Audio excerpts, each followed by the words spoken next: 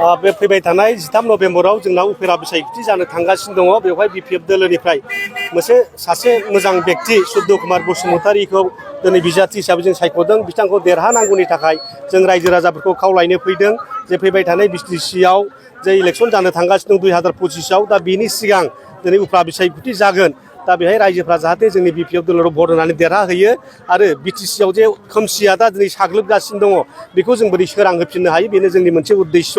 थांनाय 4 बोसोराव प्रमद बर'आ जोंनो जेबो खामानि मावना होनो हायाखिसै। दिनै मोनसेबो गोदान स्किम गैया। लामा दालांफ्रा जा मोनफा मोननै मावदों गोदान जेबो खामानि मावनो हायाखै। हाग्रामानि दिनाव बे सिदलि समस्तियाव जाखिनि मावदों बेनो दङ।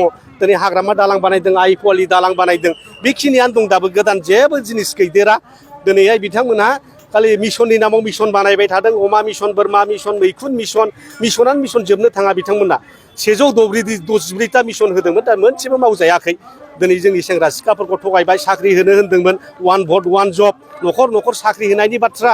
जेसेबां लाइमोनफोर दं मेट्रिक पासआव मेट्रिक पासनि साख्रि, बिए पासआव बिए पासनि साख्रि, एमए पासबा एमए पासनि साख्रि होनानै रायजो राजाफोरनो खोथा होदोंमोन, सेंग्रा सिख्लाफोरनो खोथा होदोंमोन। नाथाय दिनै उल्था नुनो मोनबाय। बिथांमोना दिनै सेंग्रा सिख्लाफोरनो साख्रि होनो हायाखै। बरंस बिटिसिनि बाहेरानि मानसिफ्रासो बिटिसिआव साख्रि मावफैगासिनो दङ। दिनै कन्ट्रेक्टनि बाथ्रा, दिनै बे लेखाफ्रानो फोरमान। 40टा खामानि दं, 100 कौटिनि खामानि, बाहेरानि 40 जन कन्ट्रेक्टर बा नैबेखौ मावफैबाय। दानो जोंनि बिटिसि ओनसोलनि सेंग्रा सिख्लाफ्रा दिनै बे थिखा थुख्रि मावनायनिफ्रायबो बन्सित जाबाय, साख्रिनिफ्रायबो बन्सित जाबाय। लोगोसे बे प्रमद बर'आ बिटिआर सुक्तिनि गेजेरजों जोंनि बिटिसिआव थानाय caste land, बिजिआर, पिजिआर land, गभ caste land बे गासिबो हाखौ आसाम सरकारनो गथाय हरफिनबाय। दिनै जायनि थाखाय लेन्ड बेंक स्किमनि गेजेरजों सरकारा बेखौ जमा खालामना लाबाय आसाम गभर्नमेन्टआ डिसिफोरनि थ्रुयै। दिनै जोङो टिभि खाजोनाबो होनो मोनला। देट मिन्स लेन्ड राइटनिफ्राय जोंखौबो दिनै खोमानानै लाबावबाय। दिनै बेफोर खामानिखौ प्रमद बर'आ मावदों। दिनै 16टा डिपार्टमेन्ट बेखौबो हरफिनबाय। दा दिनै जेबो गोहोआनो गैला। 6 सिडुलआ नामल'सै, बिटिसिआ नामल'सै।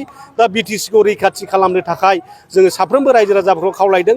फैबाय थानाय बिसायख'थियाव सुद्ध कुमार बसुमतारीखौ देरहानानै 2025आव दिनै बिपिएफखौ देरहानानै हाग्रामा मुलियारिखौ खेबसेबाव बिटिसिनि सिफ खालामनानै जाहाथे जों सेंग्रा सिख्लाफोरनि भबिसत दानो हायो, हा हुखौ रैखाथि होफिननो हायो, जोंनि भबिसतखौ जों खालामनो हायो, बिटिसिखौ मोनसे सर्बांगिन उन्नयन खालामनो हायो। आरो बिटिसिआव दिनै CIT जादों, बड'लेण्ड इउनिभारसिटि जादों। बेबादिनो जाहाथे जों आरो गोदान गोदान इनस्टिटिउसनफोर लाबोनो हायो। प्रमद बर'आ खोथा होदोंमोन बिटिआर सुक्तिजों NIT जानांगौ, कस फेक्टरि जानांगौ, माबा जानांगौ होननानै। नाथाय दिनै मोनसेबो जायाखिसै, रेजेक्ट खालामजाबाय अलरेडि। दिनै बिथांमोना बुंदों बबेबा मोनसे मिटिङाव आरो एसेम्ब्लियावबो बुंना लादों बिटिसि एसेम्ब्लियाव रिकनसिडार खालामसिगोन इन्डिया गभर्नमेन्टआ। नाथाय रिकनसिडार खालामनाय दाबो माइनरखौ बिथांमोना जोंनो होनो हायाखै। देट मिन्स बिथांमोना कनसिडार खालामजायाखिसै।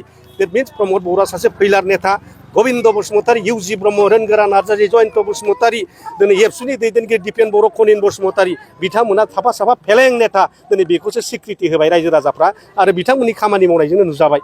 दा बेखिनि बाथ्रा। এইখন বিটিসিৰে এনকে দৰঙা তামোলপুৰৰ এটা ঠাইত উচ্ছেদ চলিছে যোৱাকালি, কি ক'ব এই সন্দৰ্ভত? কি কৰিব মানে চবতে কৰিব, চব নটিচ দিয়া আছে উচ্ছেদৰ। আমাৰ ইয়াতো কৰিব আৰু যোৱা 2001 চনত চিৰাঙত কৰিছিল। আৰু চবতে নটিচ দিয়া আছে, য'ত মানে কাছ মাটিত বহিছে চব উচ্ছেদে কৰিব ইহঁতে। সিদ্ধান্তই আছে অলৰেডি বিটিআৰ ৰেকৰ্ডত 7.2 যিটো লিখা আছে সেইমতে সেইদিনাখন 2023 চনত এটা মিটিং হৈছিল। ইউজি ব্ৰহ্ম, প্ৰমোদ বড়ো আছিল তাতে, মানে এফচুৰ নেতাসকলে আছে। ইয়াত সিদ্ধান্ত লোৱা হৈছে regular eviction drive will be held at any time, এনেকুৱা এটা ৰিজলিউশ্যন লোৱা আছে। সেইমতে এখেতসকলে যিমান চৰকাৰী মাটিত বহিছে, ই বড়োৱে হওক, বাঙালীয়ে হওক, মাইনৰিটি মানুহে হওক বা কোনোবা সান্তালী মানুহে হওক, যিমান জাতি জনগোষ্ঠীয়ে চবকে উচ্ছেদ কৰিব। ইয়াত নতুন কথা নাই। প্ৰমোদ বড়ো পইলাৰ 100% পইলাৰ একো কাম কৰিব পৰা নাই। বিটিআৰ চুক্তিত যিসকল লিখি আহিছিল, ভাৰত চৰকাৰে যিবিলাক মানে কোটা দিছিল আমাক, NIT দিবৰ কাৰণে, চেণ্ট্ৰেল ইউনিভাৰ্চিটি দিবৰ কাৰণে, স্পৰ্টছ ইউনিভাৰ্চিটি দিবৰ কাৰণে, কচ ফেক্টৰী দিবৰ কাৰণে, আজি বহুত ধৰণৰ ডাঙৰ ডাঙৰ স্কিম হোৱাৰ কোটা আছিল। কিন্তু আজি গোটেইকেইটা আজি ৰিভিউ মিটিঙৰ দ্বাৰাই চব ৰেজেক্ট কৰিছে।